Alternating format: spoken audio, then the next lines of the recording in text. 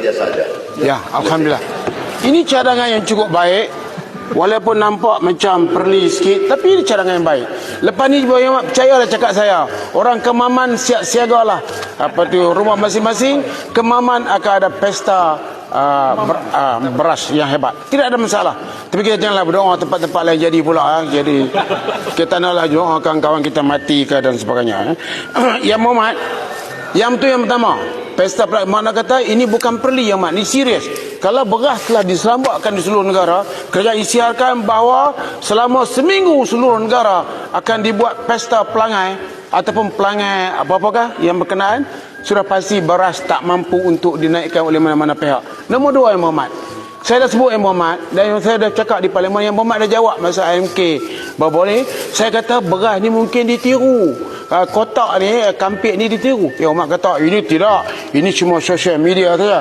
Saya tap screen guys, social media. Yang Muhammad jawab tu, yang Muhammad saya tulis ni. Saya yang Muhammad cakap saya tulis. Online saya kurang sikit. Yang Muhammad cakap saya tulis. Termasuk lembu matador yang Muhammad yang Muhammad akan bawa untuk guru nanti ya. Jadi seminit tampil.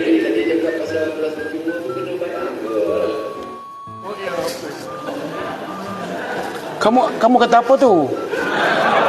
Bagilah ni selendang selai. Tak apalah yang Muhammad, dia kawan saya. Ya, tidak lari gunung dikejar, lama-lama dapat bersama ya. Okey, mari kita tengok ni balik.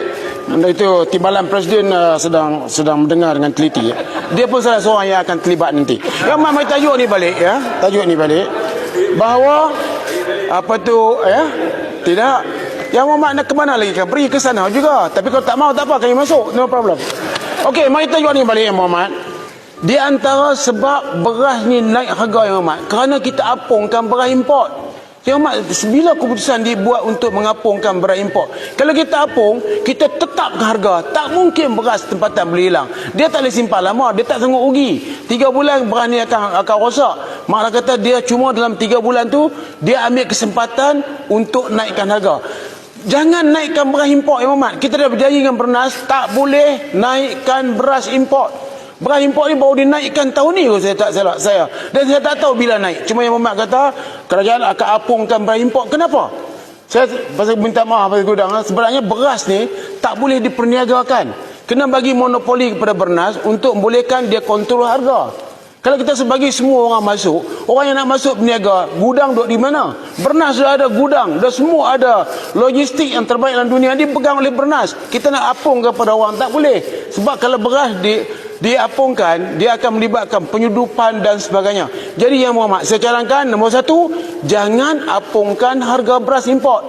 Yang Muhammad tahu harga sekarang ni saya hantar orang pergi beli. Harga tempatan 5 kilo RM13. Tapi semua pengampit tak nak buat. Dia buat, pemborong tak ni, peruncit kedai tak nak beli. Sebab kedai kata dia untung 5%. Dia tak nak. Jadi dia terpaksa buat beras import 5 kilo yang berharga RM18.50. Jadi itu sebab beras 5 kilo tak ada, beras 10 kilo tapi beras import. Yang keduanya beras tempatan RM26 10 kilo, tapi yang import walaupun yang Muhammad sebut 32, harga di pasaran 37, 36, 37, 38. Dia ada 40 lebih. Yang Muhammad tengah orang kalang kabut, orang tengah panik, harga jadi macam ni. Jadi kalau yang Muhammad tetapkan harga beras import tu tidak dinaikkan. Akhir yang kedua kali, tadi ada kawan sebut pasal Jepun tadi. Ada siapa sebut pasal Jepun? Saya angkat tangan, saya sebut nama tadi. Contoh Jepun, saya lupa. Rasa sudah lari ya. Okey, saya nak bagi tahu Jepun memberi perlindungan kepada berasnya.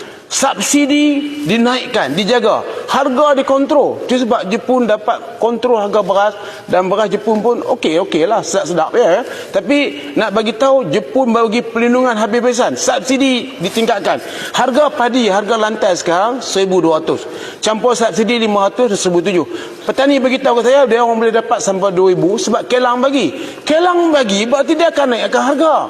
Yang keduanya seperti orang duduk marah, jangan marah kat Sanusi lebih-lebih. Dia sebut betul.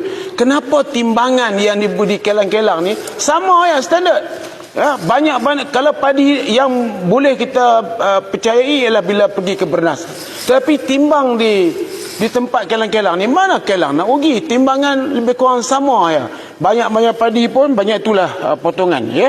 Jadi yang Muhammad, kita cadangkan supaya barang import tidak dinaikkan, dan kita nak pastikan supaya kena ada, walaupun dijual di gudang, beras 5 kilo ni mesti dibuat, beras 10 kilo ni mesti dibuat. Siapa nak kontrol? Ya, saya minta Yang Hormat kontrol, Muhammad buat penguasaan supaya pengampit ni, supaya ataupun bernas keluarkan beras 5 kilo.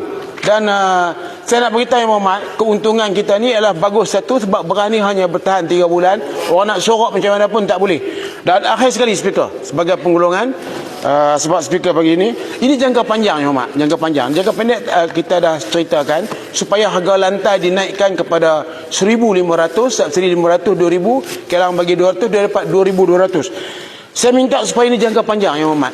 Apabila manusia berumur 60 tahun, 70 tahun, dia dah tak boleh beranak lah, lebih kurang macam tu. Ada lah seorang dua, tapi pada keseluruhannya begitu.